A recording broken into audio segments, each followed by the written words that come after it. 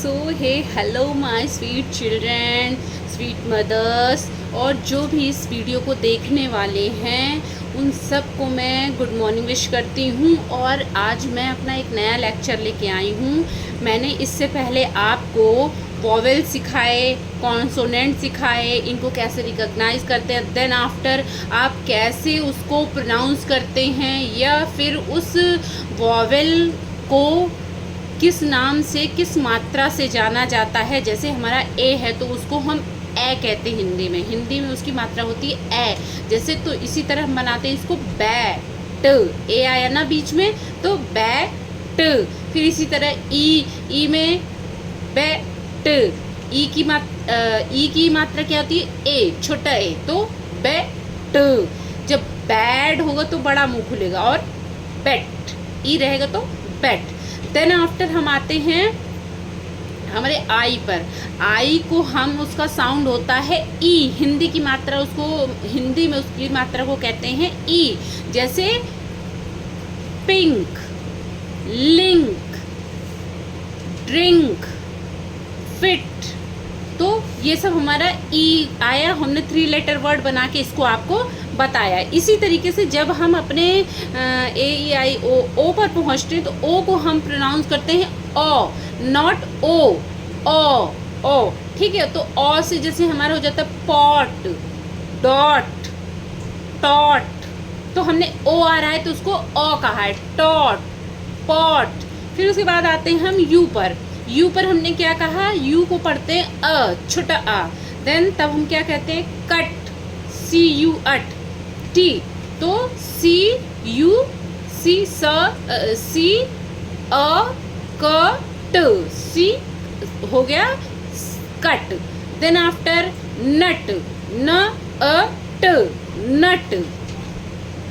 और क्या हो सकता है, नट, कट एंड इसी तरीके से और से वर्ड हैं। और उसके बाद हम आते हैं फिर अपने नेक्स्ट लास्ट वॉवेल पे। यू भी हमने बता दिया। ठीक है, अब हमें क्या करना है कि हमने आपको इसके बाद ये भी लेक्चर दिया कि आपको अपने बच्चे को इस 3 लेटर से, हर वॉवेल से 3 लेटर के कई वर्ड उसको बनाना सिखाइए। पहले आप बनाइए, फिर उसको मतलब स्पेस दे के न स्पेस और टी, तो इसमें क्या भर सकते हैं बच्चा अपने आप समझ जाएगा। ऐसे हर वॉवेल से आप उसको वर्ड्स दे सकते हैं।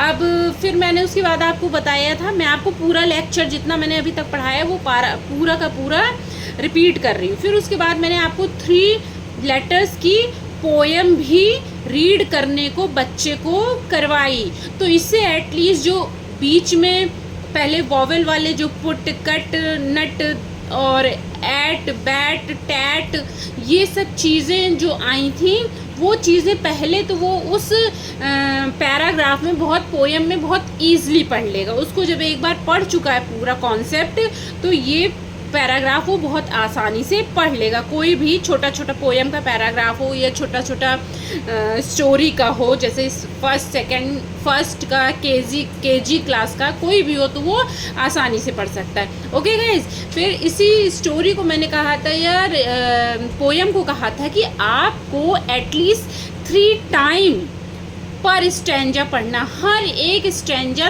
3 टाइम्स पढ़ना है। तो पहली बार में आप थोड़ा सा नहीं पढ़ पाओगे, दूसरी बार में आप थोड़ा थोड़ा पढ़ोगे, और जब देन आपको प्रॉमिस कर रही हूँ, जब आप तीसरी बार पढ़ेंगे तो वो पैरा आप बिल्कुल अच्छे से दिमाग में बैठ जाएगा बच्चों के। Mom, you this is your responsibility that how you teach your children. तो आपको इसी टेक्निक से पढ़ाना है, 3 टाइम्स पढ़ाना है। एक दिन में कोई इंग्लिश नहीं आती है, बट हाँ, जब आप इसी तरह मतलब एक स्टोरी है, एक स्टोरी का हर पैराग्राफ एक दिन में एक पैराग्राफ 3 टाइम्स, इसी तरह आगे भी आप हर पैरा को पर डे 3 टाइम्स पढ़ाएंगे तो आप देखेंगे छोटी छोटी चीज़ें तो एटलीस्ट बच्चा बहुत आसानी से पढ़ना सीख जाएगा। और मैं इसलिए बता रही हूँ क्योंकि यही मैंने प्रोसेस अपने बच्चे के साथ किया और उसका इतना अच्छा इफ़ेक्ट पड़ा है। मेरे बच्चा 3rd क्लास में है, बट वो इंग्लिश की सारी बुक्स पढ़ लेता है। तो मैं बता रही हूँ। अब इसी तरीके से आज मैं आपके लिए लाई हूँ, आप ये काम तो हमेशा करिएगा कि पर डे बच्चे को आपको रिपीट करवाना है वो पैराग्राफ। पर डे एक पैरा पकड़ लीजिए, उसको 3 टाइम्स रीड करवाइए, फिर नेक्स्ट डे सेकंड पैरा पकड़ लीजिए, उसको 3 टाइम्स रीड करवाइए, और आप 1 महीने या 15 दिन के अंदर देखेंगे कि आपका सब कुछ एकदम बच्चे का क्लियर हो रहा है कॉन्सेप्ट। ओके गाइज, तो फिर मैं अब एक चीज़ अब आज आपके लिए लाई हूँ, ये कि आपको अपने बच्चे को कुछ एटिकेट और मैनर सिखाने चाहिए। जैसे कि तब आप स्कूल भेज रहे हैं बच्चे को, स्कूल में उसका क्या मैनर होना चाहिए, स्कूल से घर आता है तब उसका क्या मैनर होना चाहिए, इन सब चीज़ों का इफ़ेक्ट बच्चे पर बहुत अच्छा पड़ता है। जब आप घर से इसको चीज़ पढ़ा के भेजेंगे ना, स्कूल में जब बच्चा अपने आप इस चीज़ को बताएगा, पूछेगा, तो वो टीचर्स पे बहुत अच्छा इफ़ेक्ट डालेगा। तो ज़्यादा लेट ना करते हुए मैं आपको बताती हूँ कि अगर आपका बच्चा स्कूल से घर आ रहा है तो उसे क्या क्या चीज़ें बोलनी चाहिए, और आप उस चीज़ को बार बार रिपीट करवाइए बच्चे से।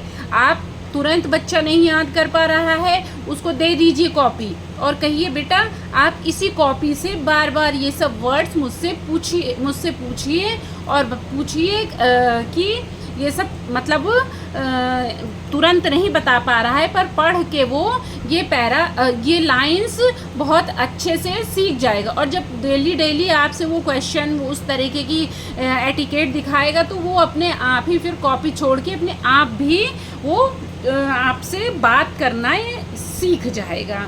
तो ये सब लर्निंग के बहुत ही मतलब कहते हैं स्मॉल स्टेप्स हैं। अभी आप ये सब चीज़ें सिखाते जाएंगे तो उसके बाद आपको नया नया सब कुछ सीखने को मिलता है। सो गाइस, बहुत लेट नहीं करते और आपको हम बताते हैं कि आज कौन सा एटिकेट मैनर हम पढ़ा रहे हैं। और पहला एटिकेट मैनर हमारा स्कूल से घर आने पे बच्चे का बेस है, तो आप इसको ज़रूर देखिए और देखिए कैसे हो।